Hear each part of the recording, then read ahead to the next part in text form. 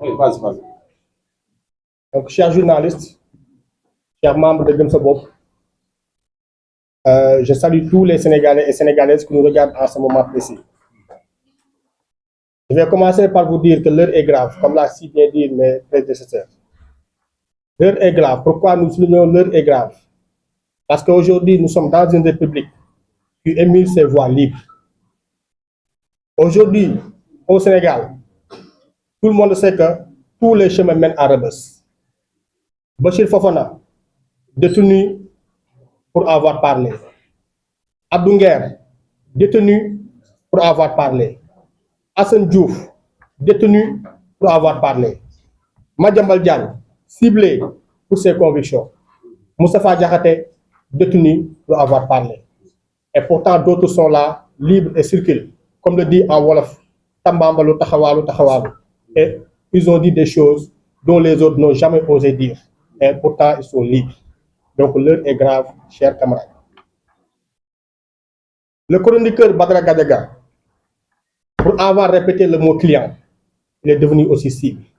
Et il n'a fait que répéter un mot qu'a dit un député de Pastef en direct, le mot client.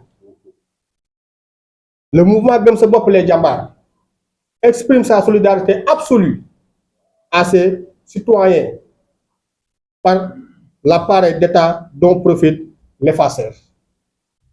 Comme l'avait dit notre Premier ministre, je vais effacer ces parleurs. Et une fois effacés, ceux qui sont derrière vont sortir. Et il est toujours sur sa logique. Il ne change pas. L'heure est grave, chers camarades. Il faut noter bien cela.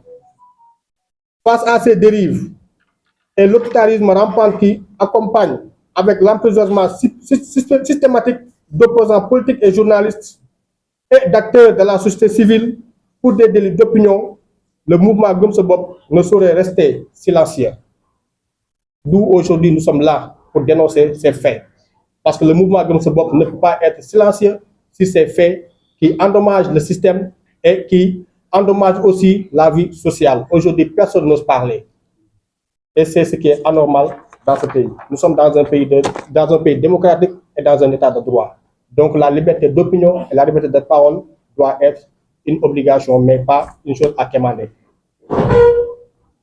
Dès ce jeudi, Inch'Allah, une tournée diplomatique d'alerte et de dénonciation sera engagée auprès des chanceliers accrédités à Dakar, ainsi qu'auprès des organisations internationales de défense des droits humains. Des délégations de haut niveau seront également dépêchées à l'étranger pour saisir les instances internationales et informer l'opinion mondiale avec l'appui décisif de nos cellules actives dans la diaspora. Au Sénégal, l'interdiction des manifestations devient la règle. Personne n'ose manifester aujourd'hui. Et c'est ce qui est aussi anormal. D'où l'expression « l'heure est grave ». En l'espace de 2 mois, mes amis, 26 demandes de manifestation ont été arbitrairement refusées par l'autorité administrative, en particulier par le préfet. Une chose anormale. Cette statistique glaçante illustre un recul manifeste de nos libertés fondamentales, ce qui n'a jamais existé d'ailleurs dans ce pays.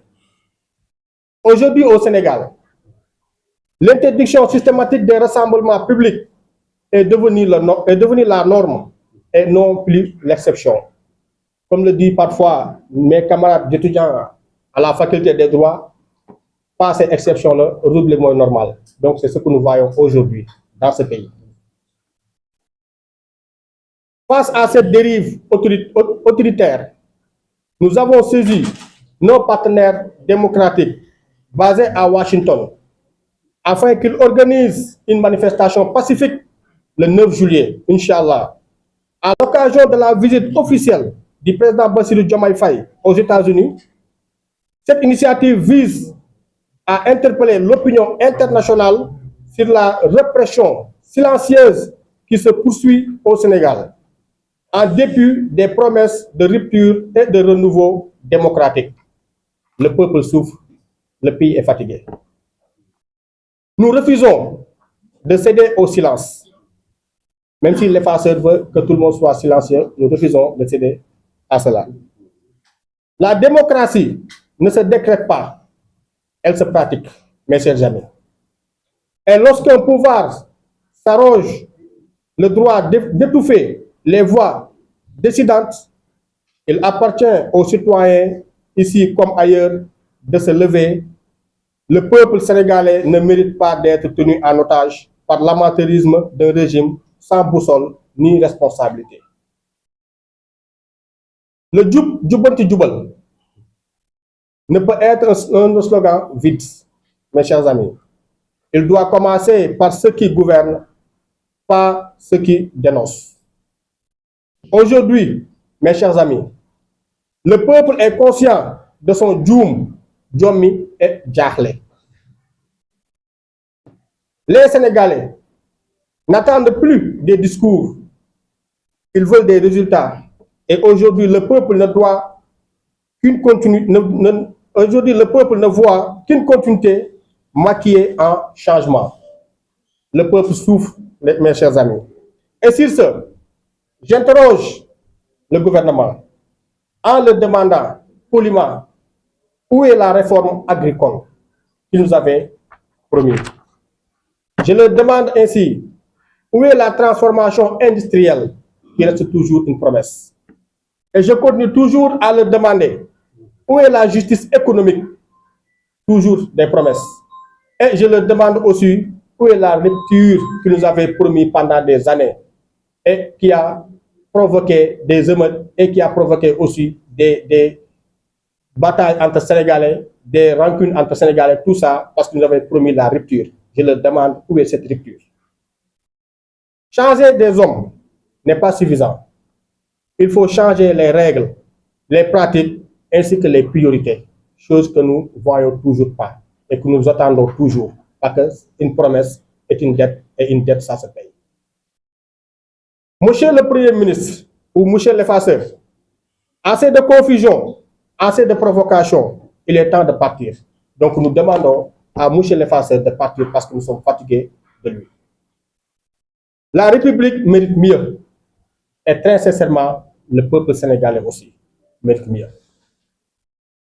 Sur ce, la cellule des cadres de Gëm Sa Bopp les Jambar renouvelle son engagement envers le peuple sénégalais.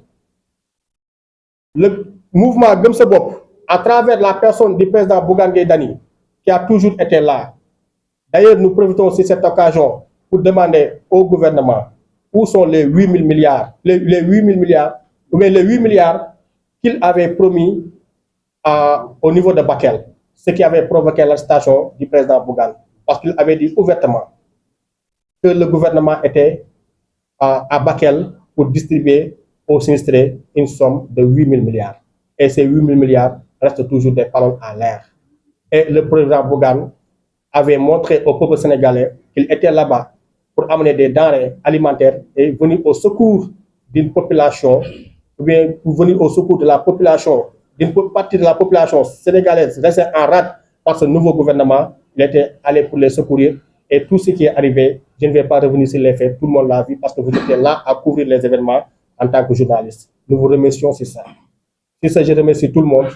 Jokandal Jarama, Bandrabe Selabi Halpular, Missalmini Golfof Indumum et Yotorumum. Gëm Sa Bopp. Gëm Sa Bopp, c'est un mouvement citoyen dirigé par le président Bougane.